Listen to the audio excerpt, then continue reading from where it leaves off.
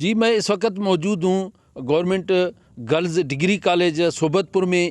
یہ میں آپ کو یہ بتاتا چلوں کہ یہ 5 سے 6 سال قبل وزیر اعلیٰ جام کمال کے دور میں اس کا کام شروع ہوا تھا اور اس وقت اس کا کام بالکل بند ہے. یہ کالج کے نہ بننے کی وجہ سے یہاں کی بچیوں کو پڑھنے کے لیے شدید دشواریوں کا سامنا کرنا پڑ رہا ہے اور حکومت کے کروڑوں روپے یہاں پر لگائے وہ بھی جو ہے نا خود بود کیے گئے ہیں. آئیے شہریوں سے معلوم کرتے ہیں گورنمنٹ ڈگری کالج کا نہ بننے کے حوالے سے وہ کیا کہتے ہیں.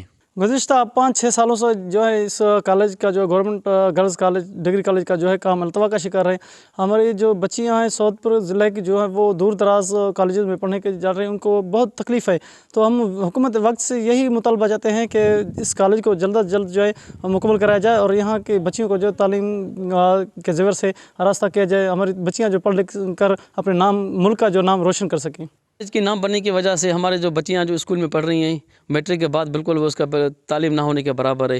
ہم بالا حکام سے گزارش کریں گے خدا را اس کالج کو جلد سے بنائیں تاکہ ہماری جو بچیاں ہیں وہ تعلیم کی زیور سے آراستہ ہو سکیں. جی آپ لوگوں نے شہریوں کی باتیں سنی. ان کا کہنا تھا کہ ہم مطالبہ کرتے ہیں وقت حکومت سے وہ فوری طور پر گورنمنٹ گرلز ڈگری کالج صوبت پور کے نامکمل بلڈنگ کو بنا کر دیا جائے تاکہ ہماری مشکلات آسان ہو سکیں اور بچیاں پڑھ لکھ کر علاقے کا نام روشن کر سکیں. کیمرہ ٹیم کے ہمراہ سردار بنگل زئی، وش نیوز صوبت پور.